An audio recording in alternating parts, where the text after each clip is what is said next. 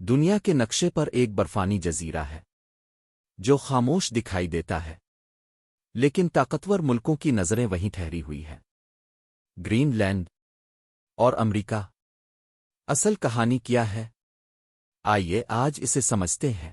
برف کی موٹی تہہ کے نیچے ایک راز دفن ہے، ایک ایسا راز جو آج دنیا کی بڑی طاقتوں کو آمنے سامنے لے آیا ہے۔ تو سوال یہ ہے کہ گرین لینڈ کی برف کے نیچے آخر وہ کون سا خفیہ شہر چھپا ہے؟ یہ کہانی ہمیں سیدھا لے جاتی ہے سر جنگ کے اس دور میں، جب برف کی چادروں کے نیچے واقعی ایک پورا شہر بسایا گیا تھا۔ یہ دیکھیے، سامنے جو نقشہ ہے یہ 1960 کی دہائی کا ہے۔ یہ کیمپ سینچری کا راستہ دکھا رہا ہے، ایک بالکل خفیہ امریکی فوجی اڈا۔ اسے اس طرح دفنایا گیا تھا کہ شاید کبھی کسی کو پتہ نہ چلتا، لیکن اب موسمیاتی تبدیلی کی وجہ سے یہ بھولا ہوا راز برف پگھلنے کے ساتھ ساتھ دوبارہ سامنے آ رہا ہے۔ تو آخر برف کے نیچے پورا کا پورا شہر بسانے کا خیال آیا ہی کیوں؟ اس کے پیچھے ہے سرد جنگ کا ایک ایسا خوفناک منصوبہ جس کے بارے میں دنیا کو کانوں کان خبر نہیں تھی۔ اس کا نام تھا پروجیکٹ آئس ورم، اور یہ کوئی معمولی پروجیکٹ نہیں تھا، بالکل نہیں۔ یہ امریکی فوج کا ایک اتنا خفیہ پروگرام تھا کہ اس کا مقصد تھا گرین لینڈ کی برف کے نیچے 600 نیوکلیئر بیلسٹک میزائلوں کا ایک پورا نیٹ ورک بچھانا۔ جی ہاں، 600 میزائل جو سوویت یونین پر حملے کے لیے ہمیشہ تیار رہتے۔ شروع میں تو یہ چھوٹے موٹے ریڈار سٹیشن سے شروع ہوا، لیکن دیکھتے ہی دیکھتے یہ کیمپ سینچری جیسے ایک عظیم و شان اڈے میں تبدیل ہو گیا۔ اور اس کو پاور کہاں سے ملتی تھی؟ ایک پورٹیبل نیوکلیئر ری ایکٹر سے۔ یہ واقعی میں برف کے نیچے بسایا گیا ایک مکمل شہر تھا۔ لیکن پھر سوال اٹھتا ہے کہ امریکی فوج نے اتنے بڑے پروجیکٹ کو بیچ میں ہی کیوں چھوڑ دیا؟ اس کی 3 اہم وجوہات تھیں۔ پہلی، نئی میزائل ٹیکنالوجی آ گئی جس نے اس اڈے کی ضرورت ہی ختم کر دی۔ دوسری، برف وہ مسلسل حرکت کرتی ہے جس سے سرنگیں تباہ ہو رہی تھیں۔ اور تیسری اور سب سے بڑی وجہ سیاسی تھی۔ ڈنمارک کی پالیسی نیوکلیئر فری تھی، اور اگر یہ پروجیکٹ سامنے آ جاتا تو ایک بہت بڑا سفارتی بحران پیدا ہو سکتا تھا۔ اور اب آتی ہے کہانی میں اصل ٹویسٹ، کلائمیٹ چینج یعنی موسمیاتی تبدیلی۔ یہی وہ چیز ہے جو اس دفن کیے گئے زہریلے بھوت کو اب دوبارہ زندہ کر رہی ہے۔ سائنسدان اس عمل کو ری موبلائزیشن کہتے ہیں، مطلب جیسے جیسے اوپر سے برف پگھل رہی ہے اس کا پانی نیچے اس دفن شدہ کچرے تک پہنچ رہا ہے، اور جس دن یہ پانی اس کچرے سے جا ملے گا وہ تمام زہریلا مواد جو اتنی دہائیوں سے منجمد تھا وہ ماحول میں پھیلنا شروع ہو جائے گا۔ اور خطرہ کتنا بڑا ہے اس کا اندازہ اس ایک عدد سے لگائیں۔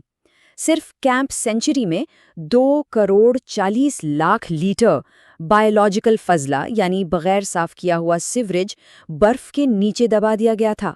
سوچئے ذرا اس مقدار کے بارے میں۔ لیکن بات یہیں ختم نہیں ہوتی۔ اس کے علاوہ وہاں 9,200 میٹرک ٹن کا انفراسٹرکچر ہے، 20,000 لیٹر کیمیائی فضلہ ہے، اور سب سے زیادہ پریشانی کی بات، پی سی بیز اور ہلکی سطح کا تابکار مواد بھی اسی برف میں دفن ہے۔ اور یہ خطرہ کسی ایک جگہ تک محدود نہیں رہنے والا۔ جب یہ آلودگی پگھل کر سمندر میں شامل ہوگی تو یہ گرین لینڈ اور کینیڈا دونوں کی آبادیوں تک پہنچ سکتی ہے۔ اس سے نہ صرف انسانی صحت کو خطرہ ہے بلکہ پورے ماحولیاتی نظام کو شدید نقصان پہنچ سکتا ہے۔ تو اب یہ ماحولیاتی مسئلہ ایک بہت ہی پیچیدہ سیاسی مسئلے کی شکل اختیار کر رہا ہے۔ ایک ایسی زنجیر بن رہی ہے جہاں ہر کڑی دوسری سے جڑی ہوئی ہے۔ اور اس سیاسی مسئلے کی جڑ جاتی ہے 1951 کے ایک معاہدے میں۔ اس معاہدے کے مطابق امریکہ کو ڈنمارک کے حکام سے مشاورت کے بعد ہی وہاں کوئی چیز ٹھکانے لگانی تھی۔ اب ڈنمارک کہتا ہے کہ بھئی اس زہریلے کچرے کو چھوڑنے کے لیے تو ہم سے کبھی ٹھیک سے پوچھا ہی نہیں گیا، اس لیے اس کی صفائی کی ذمہ داری اب بھی امریکہ پر ہی آتی ہے۔ اس پوری صورتحال کو ماہرین ایک بہت دلچسپ نام دے رہے ہیں، دی کیو بال ایفیکٹ۔ اسے بلیئرڈز کے کھیل کی طرح سمجھیں۔ موسمیاتی تبدیلی وہ سفید کیو بال ہے، یہ سیدھا جا کر ٹکراتی ہے دفن شدہ کچرے والی گیند سے، اور پھر کیا ہوتا ہے؟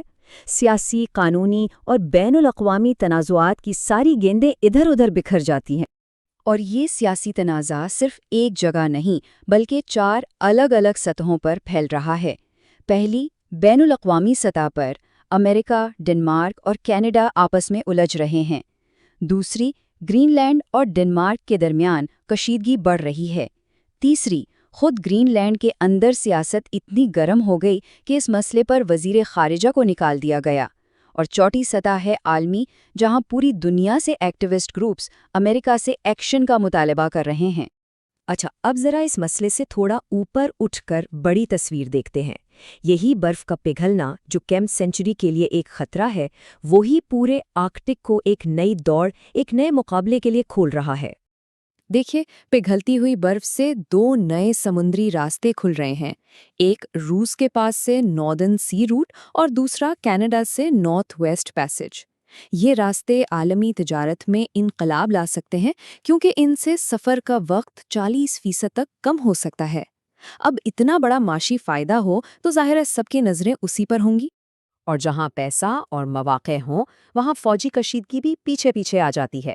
روس نے اس علاقے میں ایک زبردست آئس کرٹن قائم کر لیا ہے، مطلب اپنی شمالی سرحد پر 475 کے قریب فوجی ٹھکانے بنا لیے ہیں تاکہ اپنے معاشی مفاد کو بھی محفوظ رکھے اور طاقت کا مظاہرہ بھی کرے۔